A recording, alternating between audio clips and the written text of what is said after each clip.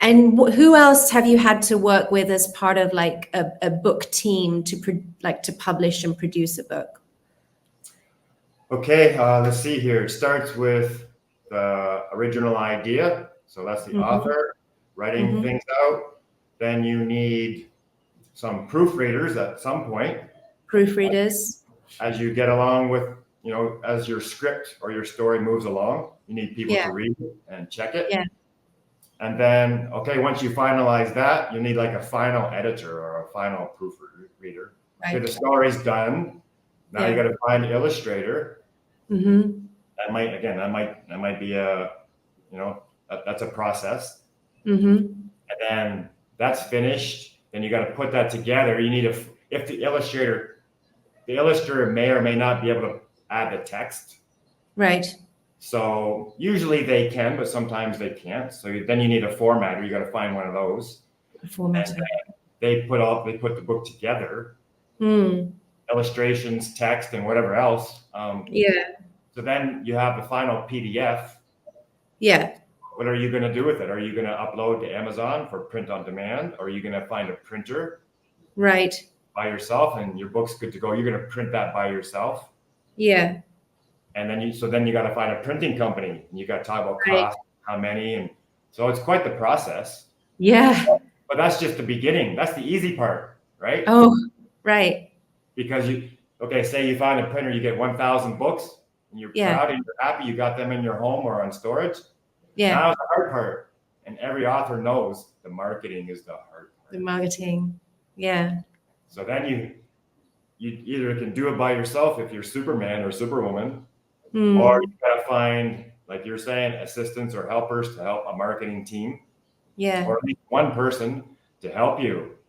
Right. You gotta figure out who are you marketing to, where are you gonna market, and then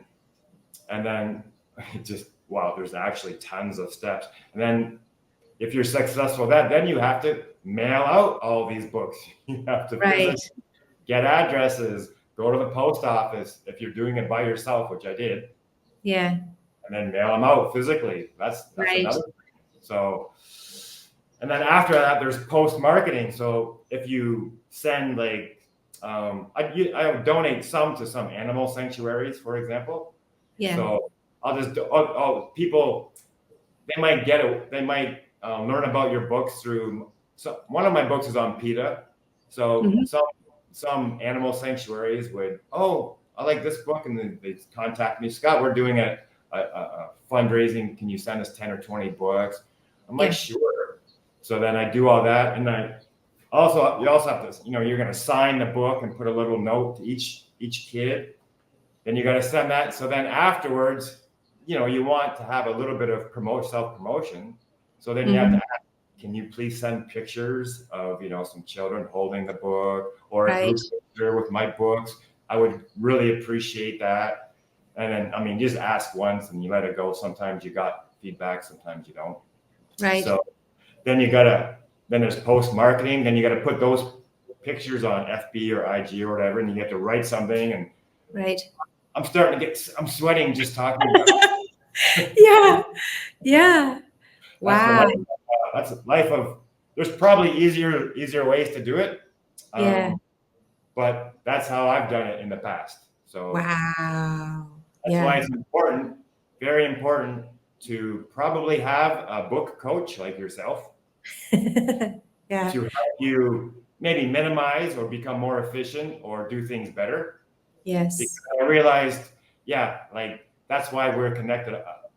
I've done as much as I can by myself, and it just like pushing a stone up a mountain. You just need an expert or a coach to help you get to the next level.